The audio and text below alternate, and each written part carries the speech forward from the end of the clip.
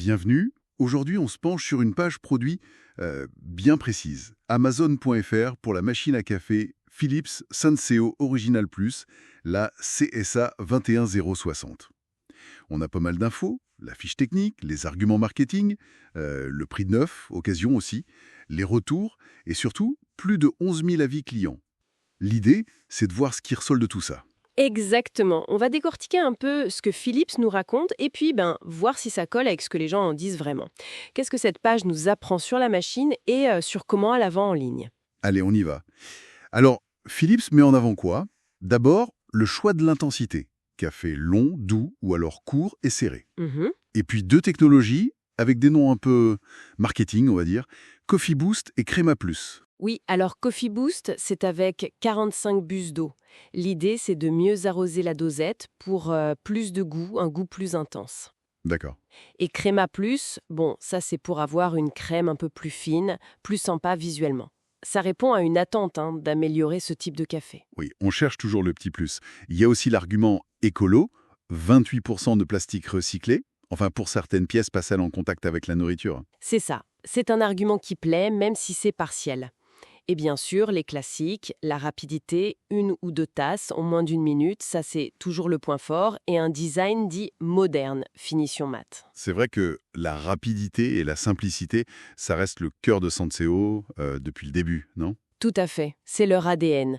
L'écologie, c'est une touche en plus pour être dans l'air du temps. Côté achat sur Amazon maintenant. Le prix, 69,87 € en neuf. Ils disent que c'est réduit par rapport au prix conseillé. Classique. Hein, et il y a l'option comme neuf. Ça, c'est intéressant. Via Amazon seconde main, c'est 36,41 €. Presque moitié prix. Ouais, c'est malin. Ça permet de toucher différents budgets. Et Amazon rajoute ses services, transactions sécurisées, le support, les retours gratuits sous 30 jours. Ça rassure pour acheter en ligne. Surtout qu'elle est populaire. Notée 4,3 sur 5 avec plus de 11 000 évaluations. Et classée meilleure vente. Difficile de passer à côté. Absolument. C'est ce qu'on appelle la preuve sociale. Ces chiffres, ça pèse lourd dans la balance. Même si, on va le voir, ça cache parfois des avis plus nuancés. Il y a aussi l'option d'expédition sans suremballage Amazon. Petit geste vert. Oui, un détail, mais qui compte pour certains. Bon, le marketing, les facilités d'achat, c'est une chose.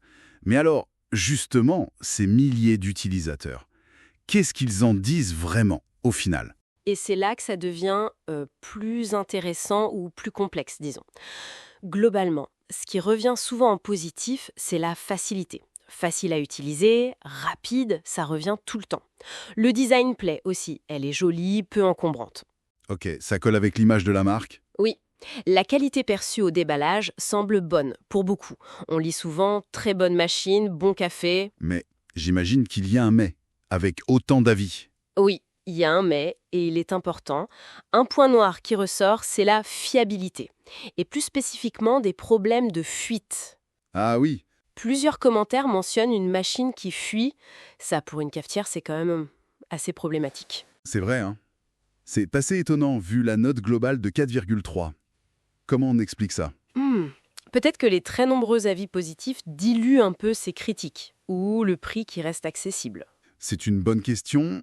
D'ailleurs, le prix lui-même y divise. Certains le trouvent correct, d'autres disent cher pour ce que c'est.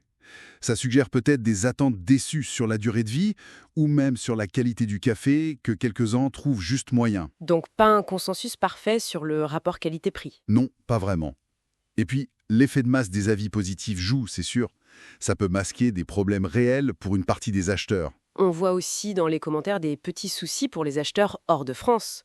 Genre la prise pas bonne pour le Royaume-Uni ou le voltage qui colle pas au Canada. Exact. Ça rappelle qu'il faut toujours vérifier les spécifications techniques pour son pays. C'est la base. Mais on oublie parfois sur les plateformes globales comme Amazon. Tout ça montre bien qu'une page produit, c'est tout un monde.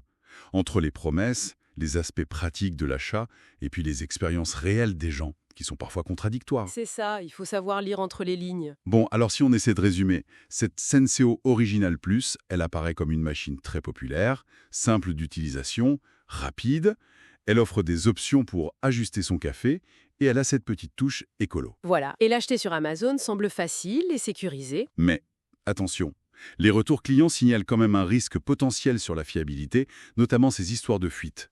Et le rapport qualité-prix, bouh! Tout à fait. Et ça nous amène peut-être à une réflexion un peu plus large pour conclure. Hmm. Comment une interface comme celle d'Amazon, avec ses labels meilleure vente, produits verts, ses options d'achat, ses milliers d'avis gérés par des algorithmes, comment tout ça façonne notre jugement? Est-ce qu'on choisit vraiment le produit pour ce qu'il est, ou est-ce que la plateforme nous oriente plus ou moins subtilement? Quelle est la part de l'info objective et celle de la perception finalement?